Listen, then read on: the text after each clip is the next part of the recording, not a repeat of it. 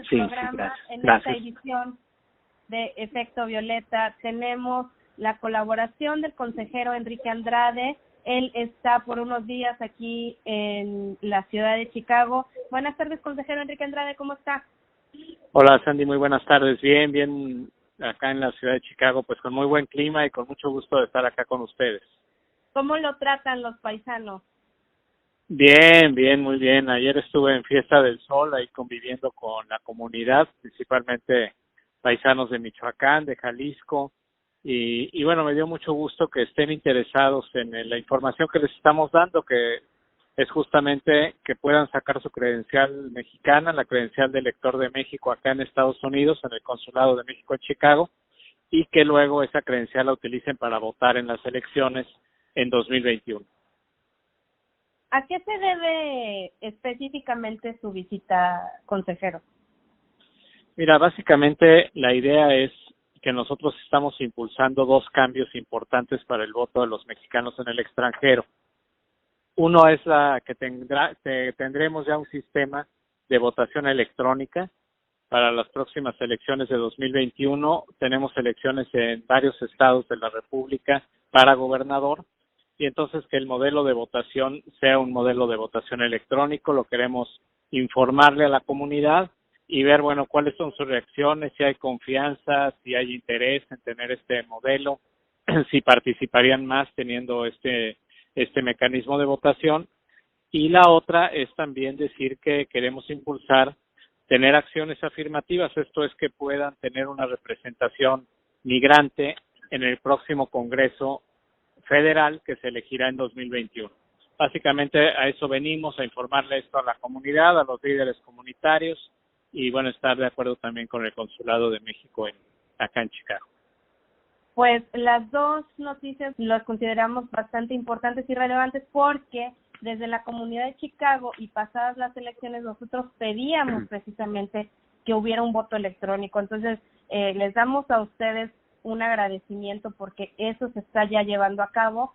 Y lo de la acción afirmativa junto con la sexta circunscripción son cosas también que las y los migrantes hemos estado pidiendo para poder ser votados y poder tener una representación en los congresos en México. Consejero Enrique, ¿cuál ha sido la evolución de los derechos políticos, brevemente, de los mexicanos en el extranjero? Mira, ha sido un camino largo y un camino complicado. Yo te diría que básicamente inicia en los principios del año 2000. Poco después se logra ya finalmente que se hagan los ajustes legales correspondientes y a partir del 2006 es la primera vez que puede elegirse presidente de la República desde el extranjero. No hubo muchos votos, hubo poco tiempo para la difusión, para la promoción de este derecho, un trámite complicado para hacerlo pues desde México prácticamente para llegar a los paisanos acá en el extranjero. Entonces, bueno, no ha sido un procedimiento fácil, fueron, digamos, pocos votos, fueron como 36,000 votos los que se recibieron en esa ocasión. Ha ido mejorando, ha ido conociéndose más este derecho y ahora en 2012, bueno, hubo una votación un poco mayor y ahora en 2018 tuvimos una votación pues más significativa, casi 100,000 votos que llegaron desde el extranjero para la elección de presidente de la República, de 8 gobernadores y senadores en México. Pues bueno, es un proceso complicado por la distancia que hay, la posibilidad limitada de contratar medios de comunicación para hacer la difusión de estos derechos, en fin, pero bueno, creo que vamos por el camino, esperemos, adecuado para que esto sea una historia de éxito que, bueno, se tiene que seguir construyendo. Creo que hemos dado pasos importantes, pero se tienen que dar pasos también, pues otra vez más importantes para que esta participación pues realmente influya en las decisiones que se toman en México. ¿Cuáles son los retos que tenemos tanto las y los migrantes y las autoridades en México para que se consolide realmente los derechos políticos de votar y ser votados?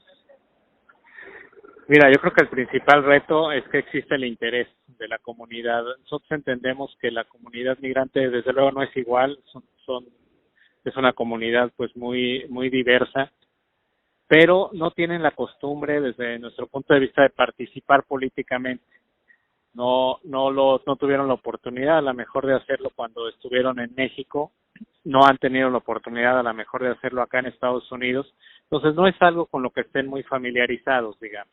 Tenemos que primero decirles que esto es importante, que la credencial no nada más sirve para identificarse, sino que también sirve para votar, y que votar hace los cambios en México, en los estados, para presidente de la República, para gobernador.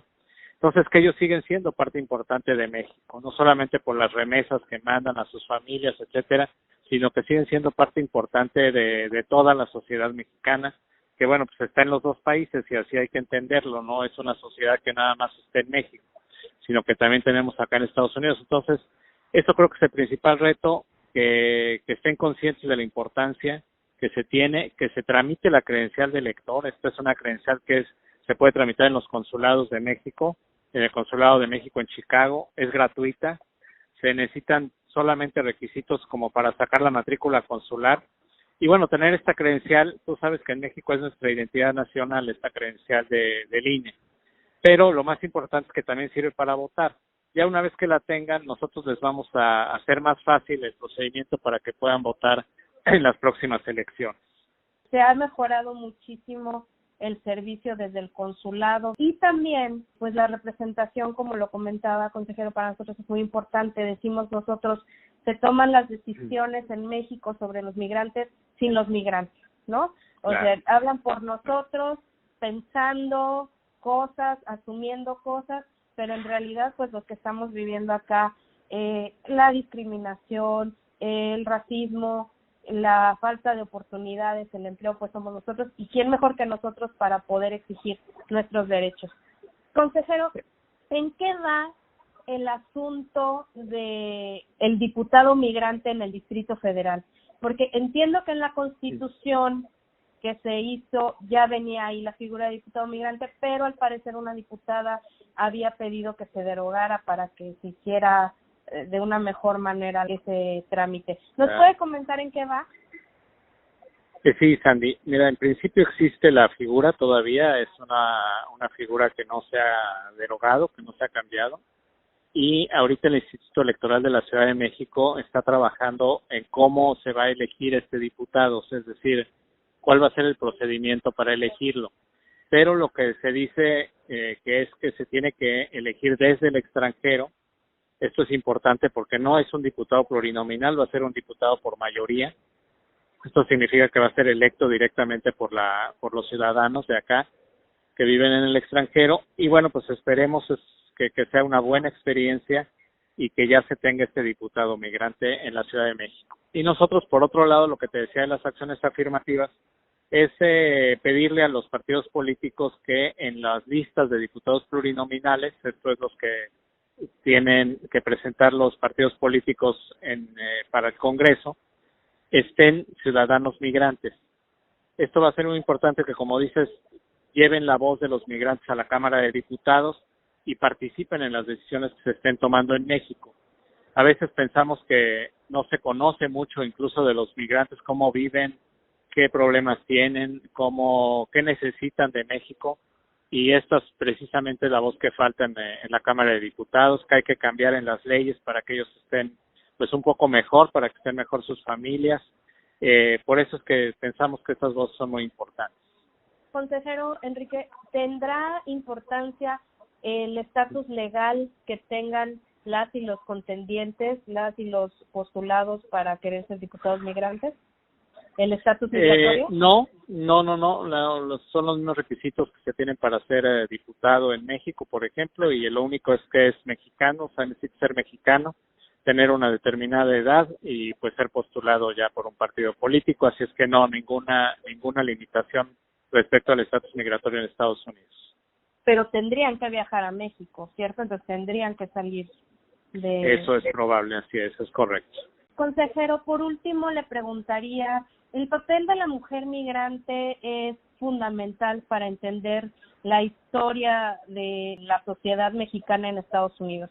Desde Chicago, por ejemplo, le puedo hablar de esta experiencia en la que yo he vivido, pues las mujeres han hecho un papel fundamental para que la educación, por ejemplo, sea bilingüe, para que la parte de la migración, incluso ha habido ahorita 4 mujeres pastoras que han detenido varias deportaciones, están yendo a ver a los niños que son enjaulados. El papel de la mujer es muy importante. ¿Cómo va a ser el tema de la paridad para el asunto de las diputaciones migrantes en caso de que se den en el próximo 2021? Bueno, coincido contigo, Sandy. Primero, el papel de la mujer migrante es fundamental en todos los aspectos, no solamente las que migran hacia Estados Unidos y son cabezas de familia, cuidan a los hijos, etcétera, sino que además las mujeres migrantes, digamos, que se quedan en México, que también las mamás, en fin, las esposas, que son las que reciben las remesas, son el puente de comunicación entre los migrantes de acá y los ciudadanos allá en México. Creo que es fundamental el papel de la mujer. Ahorita tenemos una Cámara de Diputados en México ya al 50 y 50, es decir, hay una Cámara de Diputados paritaria entre mujeres y hombres, y así igualmente es el Senado. Para el próximo 2021, desde luego, va a ser igual, y dentro de las listas, digamos, de diputados, lo primero es que dentro de las primeras listas sea un lugar primero hombre, luego mujer, o primero mujer, luego hombre, y así estén las primeras 10 candidatas plurinominales o candidatos plurinominales, es decir, 1 y 1. Ahí no sabemos exactamente qué número le va a corresponder al candidato migrante, pero en ese sentido tendrá que ser hombre o mujer, dependiendo de la lista del partido. Lo que necesitamos es que exista por lo menos igual una paridad. Si llegamos a 10 o a 5 diputados migrantes, que sea la mitad sean mujeres, por lo menos. Consejero, ¿hay voluntad para que exista diputado migrante? La tenemos que crear. De los partidos políticos, de parte de la tenemos que crear. Yo creo que es algo nuevo, es algo que pues no se ha movido, digamos, mucho, no está en la ley como una obligación de los partidos, por eso lo queremos impulsar desde el INE, pero yo estoy seguro que una vez que los partidos lo tengan en la mesa, digamos, como una posibilidad, lo van a aceptar, porque creo que todos estamos conscientes de la importancia que tienen los mexicanos que están de este lado de la frontera, Sandy, y los partidos políticos pues no son ajenos a las necesidades y a los reclamos que tiene la comunidad migrante. Yo creo que va a haber voluntad, no la hay, pero yo creo que la vamos a poder lograr. Desde esta trinchera le agradecemos muchísimo su trabajo. Cuente con nosotras y con nosotros como aliadas para reforzar su trabajo. Desde aquí estamos también haciendo un trabajo fuerte para concientizar, para dejar nuestra identidad también aquí muy firme en Estados Unidos, y le agradecemos que haya estado por aquí, consejero Enrique Andrade, en este comentario para Efecto Violeta Migración Afectiva. Muchas gracias, Sandy, un gusto saludarlos y gracias por la oportunidad de dar a conocer esto. Un saludo, gracias. Hasta luego.